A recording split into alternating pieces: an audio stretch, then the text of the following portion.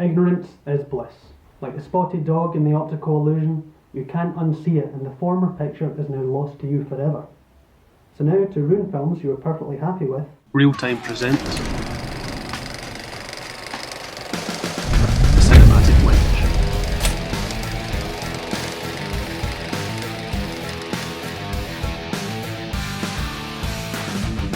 Even the most casually affiliated with art or design knows this colourway. Pick any colour, its immediate neighbours are harmonious. They're very similar to the colour and don't clash, while the ones directly opposite each other contrast. The colours orange and blue are the most common examples, as you can reliably stick someone in front of blue lights or a blue sky or so forth. Contrast to the eye is pleasing, but it makes all the characters have a sandblasted Jersey Shore hue, washes out the background so severely it can make the actors in real locations look superimposed. Here we see the trend in Cowboys vs Aliens, where it helps bring some colour and contrast to a night scene.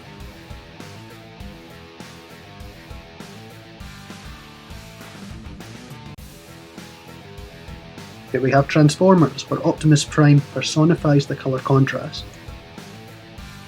And here we have a small shack that is for some reason lit orange, and the faces of the fleeing humans at night are illuminated bright orange. And to keep things current, the finale of the Hobbit trilogy looks set to keep this trend going.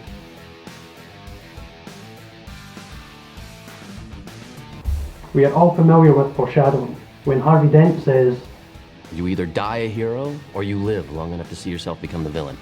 we all knew what lay in store for him at that point. It's the screenwriting equivalent of saying at least it's not raining and then mugging at the camera.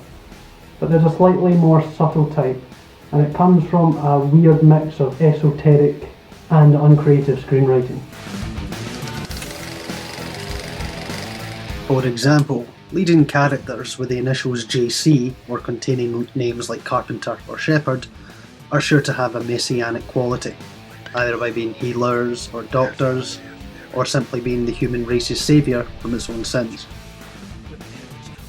It isn't necessarily bad and can be a very subtle form of foreshadowing, but anyone who picks up on it is going to have the plot ruined for them, such as those who picked up on Inception's Ariadne, played by Ellen Page, who was named after the Ariadne of Greek myth who guided Theseus through the labyrinth.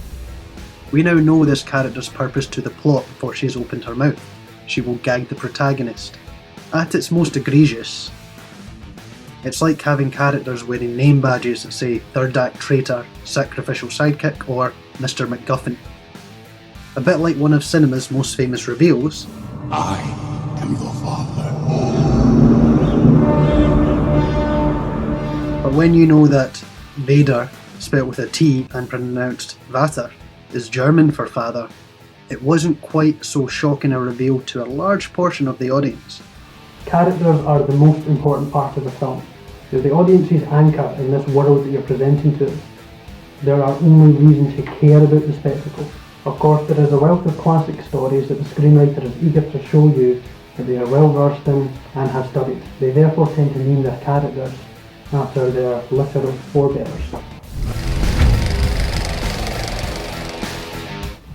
While it's certainly not the first, The Dark Knight has started a recent trend of villains getting captured on purpose in order to gain entry to the good guy's stronghold. It's a sort of double bluff Trojan horse.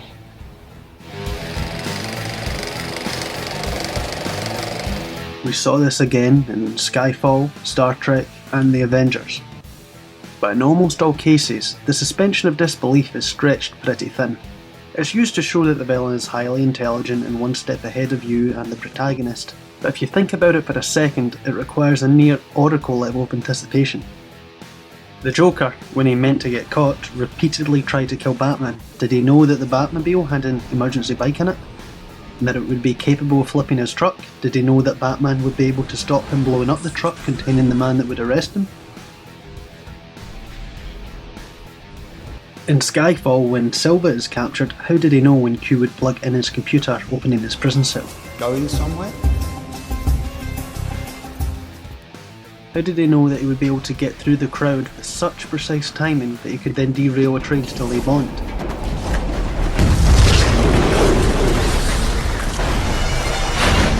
Loki's escape from S.H.I.E.L.D.'s helicarrier is enacted not just by the attacking brainwashed agents, which he arranged, but by a rampaging Hulk, which he couldn't have.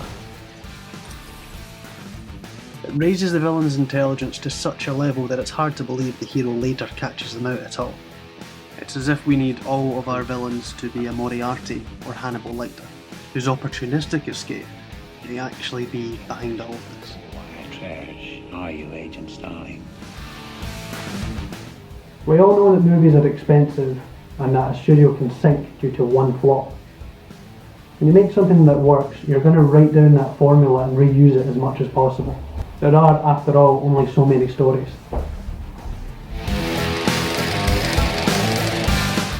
But we've hit a point, maybe most prominent in the Marvel domination of cinema, where the films feel eerily familiar. Here we see the Avengers' climactic battle with the invading aliens being held back by a ragtag group of superheroes over a large city. Actually, that's from a movie out this year and not 2 years ago by Marvel called Guardians of the Galaxy. Or here, again from the Avengers, we see the helicarrier under attack, and that's actually from the second Captain America movie. Perhaps laziest of all, here's a clip from Michael Bay's The Island where we see a metalweight obliterate a 4x4.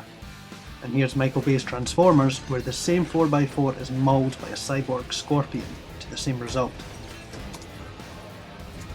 In an actual instance of using the same clip. Even the reviled Episode 1, hopefully not canon anymore, of Star Wars, copies the land battle, space battle, Jedi battle cutscene of Return of the Jedi.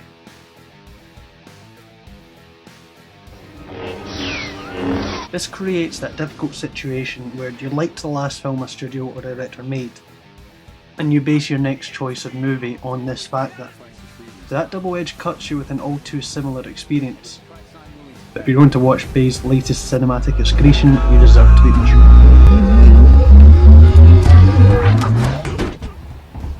While we're on superheroes, you may have noticed this one yourself.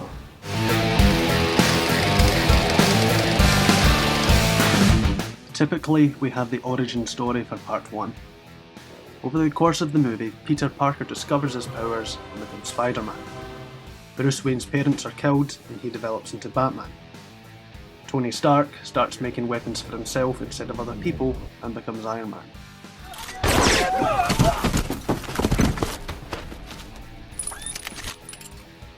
Part 2, we hit the crisis, where the dual identities are in conflict, usually represented with a love interest. Peter Parker loses confidence and thus his powers.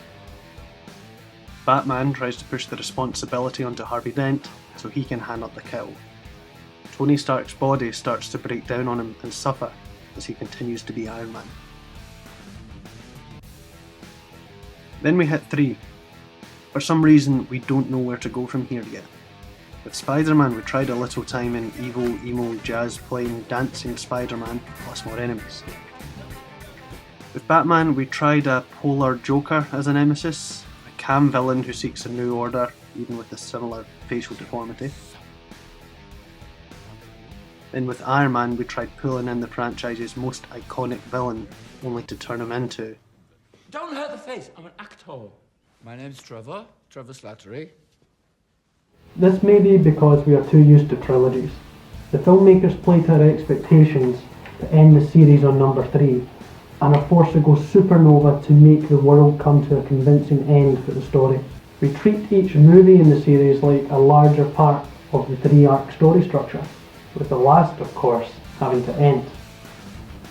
Whether James Cameron's next 3 sequels or the massive Star Wars saga that's on the horizon can revolutionise this trend is yet to be seen. But as long as we don't have orange stormtroopers on blue planets named Judas and Brutus with a grinning Jedi in handcuffs, we'll be just fine.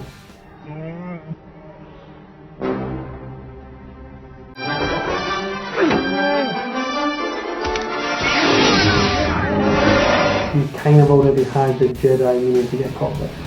Find us on social media, like, tweet and share to your heart's content.